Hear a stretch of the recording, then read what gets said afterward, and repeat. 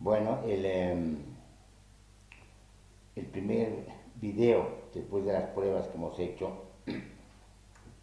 de la segunda secuencia de los programas virtuales de pluriversidad o ecologías, va a ser este, que va a estar dedicado a, quizás llamaremos en términos generales, temas de crítica epistemológica, sobre todo teniendo en cuenta ya el ingreso, la incorporación o la incursión en la perspectiva de la complejidad. Este primer video va a estar dedicado a los límites del análisis político. Escribimos un texto que titula lo mismo, que todavía no se ha publicado, está destinado a ser publicado en la página 7 en el suplemento Ideas. ¿Por qué hicimos este texto? Este texto hicimos porque, bueno, en la crisis política que se da de una manera singular en la coyuntura, lo que hemos llamado en otro ensayo el poliedro de la coyuntura, que básicamente se expresa de la siguiente manera o se define de la siguiente manera. El espesor entendido o más bien la coyuntura entendida como espesores, y obviamente el espesor entendido ahora sí como multiplicidad de dimensiones integradas y articuladas en forma de sincronización. Bueno, pero los espesores de la coyuntura están en los espesores del presente, y un presente pensado como, como un permanente presente, como un eterno presente, si ustedes quieren, o un presente diferido, como los de la historia reciente, como conciben los de la historia reciente. Entonces estamos pensando en la simultaneidad dinámica que viene como consecuencia del cisma de la física relativística y cuántica, que rompe esta concepción absoluta del tiempo por una parte y absoluta del espacio por otra parte, y por lo tanto piensa el tejido espacio-temporal desde la perspectiva de la simultaneidad. Entonces estamos asumiendo esa consecuencia para pensar no solamente lo que pasa en el planeta, sino de manera específica lo que pasa en las sociedades. Y en ese sentido, estamos pensando el análisis de coyuntura como análisis de los espesores de la coyuntura en los espesores del presente, un presente que forma parte de la complejidad dinámica de las sociedades en el planeta. Es decir, la perspectiva de la complejidad está concretizada, si ustedes quieren, como una perspectiva ecológica. Hemos asumido que la ecología es la multidisciplina, la primera multidisciplina que es conformada desde la perspectiva de la complejidad. Tenemos ensayos a propósito de eso, están en toda la colección que se titula Ecologías. Bueno, pero vamos al asunto. El asunto es el siguiente. El asunto es el siguiente, que estamos ante, digamos, una formación discursiva que viene de la ciencia política, pero aunque no solo, sino también de las ciencias sociales,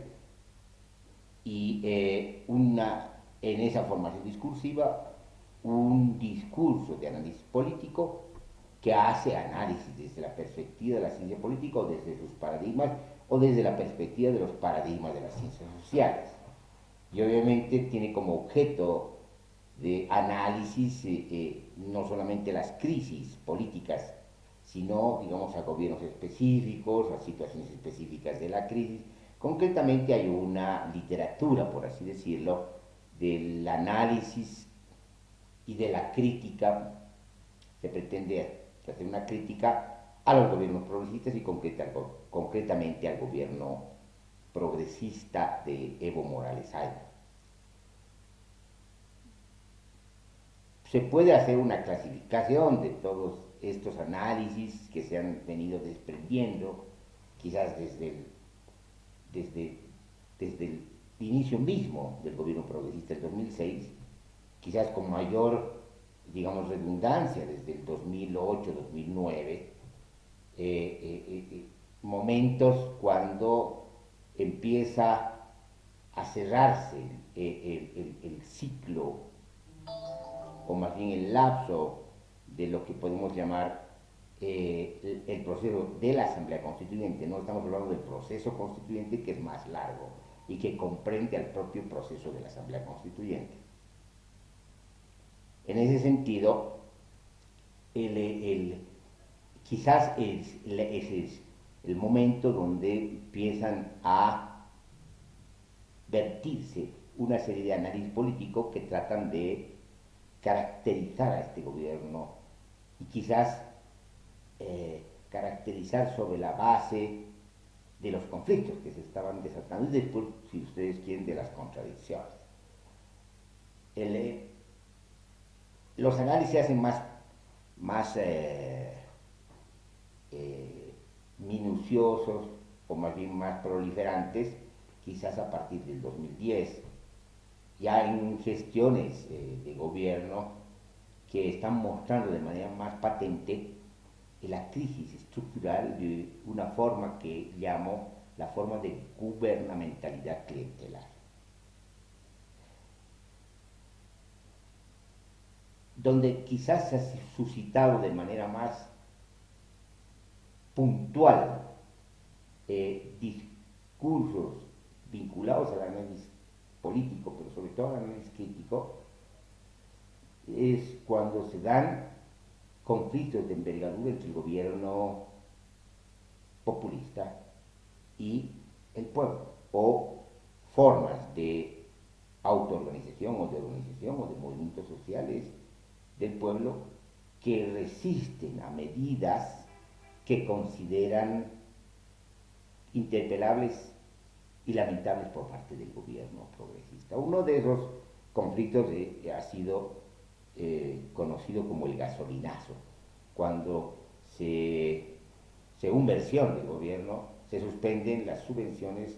sobre los carburantes. Y eso impacta de manera inmediata en la economía, sobre todo en la economía del consumo de gasolina, y llega a subir notoriamente, casi el doble, casi el 100% en algunos casos, otros menos, pero sobre el 50%, casi en todos los casos, dependiendo de tipo de carburante estemos hablando, pero eso impacta notoriamente y de manera inmediata en la economía popular. Bueno, hay una reacción popular, hay una marcha muy significativa de la ciudad del Alto que baja y quema las fotografías de Evo Morales Ayma, el presidente, y de Álvaro García Linera, el vicepresidente, y los interpelan y les dicen de que no ha habido nacionalización en Bolivia, que se han dejado llevar por los chantajes y las presiones de las empresas transnacionales, y plantean completamente su desacuerdo con la medida del gasolinazo. En las provincias, en todas las provincias de La Paz y también en muchas provincias del interior del país, estaban preparando bloqueos para resistir y oponerse a esta medida. El gobierno tiene que retroceder un fin de semana a la medida propuesta sin argumentar de que se trataba de suspender las subvenciones. Después se sabe de que estas subvenciones no eran con dinero del tesoro, sino eran papeles fiscales. Y por otra parte, personalmente, yo tengo la interpretación de que era presión de las empresas transnacionales que querían una revisión de artículos de la Constitución que establecen muy claramente que primero se abastece al mercado interno con precios del mercado nacional y después las empresas transnacionales pueden exportar su propia producción. es eso lo que querían, y obviamente chantajeaban al gobierno en el sentido de que no iban a invertir en la prospección que era fundamental y necesaria para la expansión y la proyección de YPFB y de la producción, digamos, nacional de los hidrocarburos. El, eh, el, el, el, el, el, el chantaje tiene consecuencias y las consecuencias del chantaje son precisamente estas búsquedas del gobierno por reformar la constitución en estos artículos y permitir que las empresas transnacionales, digamos, logren sus objetivos, entre ellos, digamos, subir el precio de los hidrocarburos en Bolivia y exportar lo mayor que se pueda de su producción al extranjero, a los precios internacionales. Bueno, la crisis estalla, el gobierno tiene que retroceder y es cuando se inician precisamente, quizás de manera más puntual, estas críticas del análisis político. No son la mayoría, digamos, son más bien, digamos, inclusive en principio lunares de este tipo de críticas, que después van, digamos, adquiriendo una especie de secuencia y de perfil, aunque sea intermitente, pero digamos, se distinguen de los otros tipos de análisis políticos y mucho más distinguen de lo que podemos considerar la diatriba política, que básicamente se da en la trifulca discursiva entre el oficialismo y la oposición, donde el análisis brilla por su ausencia. No estamos ocupándonos de la diatriba política, sino estamos ocupando del análisis político, es decir, de lo que hacen los analistas políticos, que se dan a conocer en los medios de comunicación, tanto televisivos como los de la prensa. Y estos analistas políticos obviamente también tienen una serie de interpretaciones, de hipótesis y de conclusiones que tienen que ver básicamente con la caracterización de este gobierno. Nos estamos ocupando de esos análisis y sobre todo nos queremos ocupar de los análisis críticos o pretendidamente críticos. Y en ese sentido, sin tocar, digamos, los otros conflictos, el otro conflicto fuerte que va a suscitar y va a desatar análisis también políticos críticos bastante puntuales y además incisivos, va a ser cuando estalla la crisis del conflicto del Tigris. Y posteriormente, si ustedes quieren, un tercer conflicto de gran envergadura es el conflicto en torno al Código Penal. En los tres conflictos, el gobierno retrocede, está obligado a retroceder, no puede implantar sus medidas, es decir, la resistencia popular y la resistencia social y la resistencia indígena logran detener, por lo menos en términos de aplicaciones jurídico-políticas, estas medidas del gobierno. Bueno, digamos, ese es el contexto, si ustedes quieren, de los conflictos en los que se desenvuelven estos análisis políticos y sobre todo los que hemos llamado análisis políticos críticos. En relación a eso, lo que nos interesa es lo siguiente, establecer ciertos límites del análisis político, límites que son un tanto congénitos, por así decirlo, que tienen que ver con sus paradigmas, que tienen que ver con las rejillas teóricas que desarrollan, que tienen que ver con, digamos, las perspectivas que llamaría circunscritas, inclusive sesgadas, de las corrientes políticas, del análisis político, y que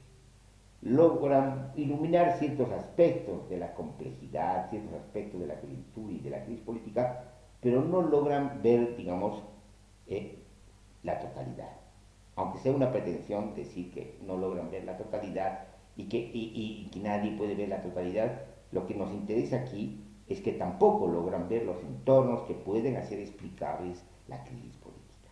Entonces, a eso apuntamos. ¿Y en qué sentido hemos apuntado? Hemos apuntado en el sentido de que eso de lo que acabamos de decir. Primero, de que estos análisis políticos todavía están afincados en los paradigmas que ha desarrollado las ciencias sociales y las ciencias humanas en la epísteme moderna, que no forman parte de la epísteme de la complejidad,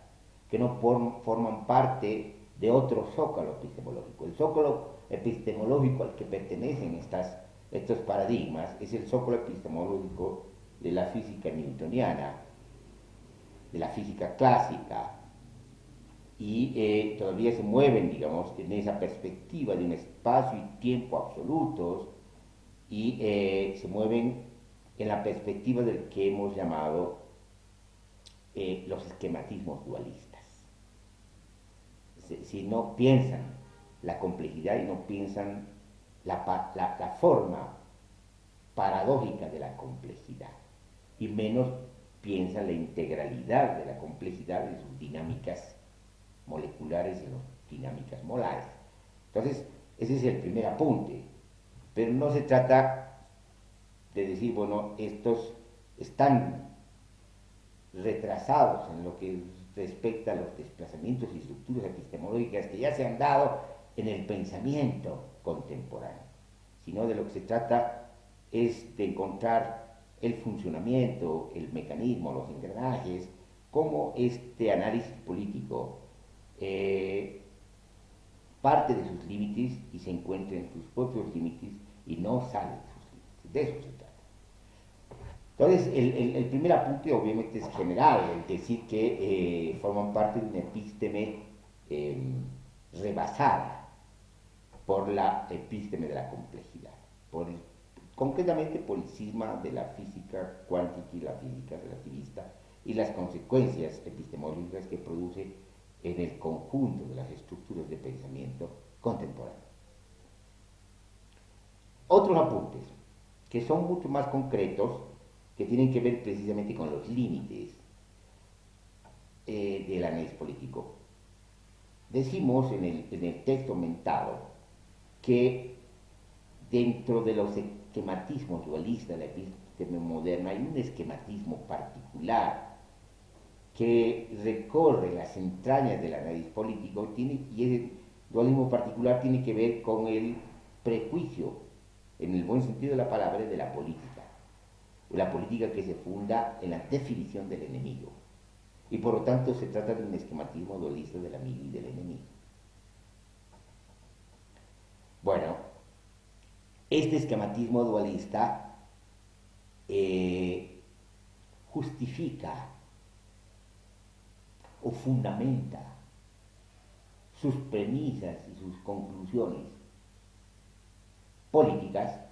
sobre la base precisamente de la definición del enemigo. Entonces, el esquematismo de amigos e enemigos es el esquematismo que explica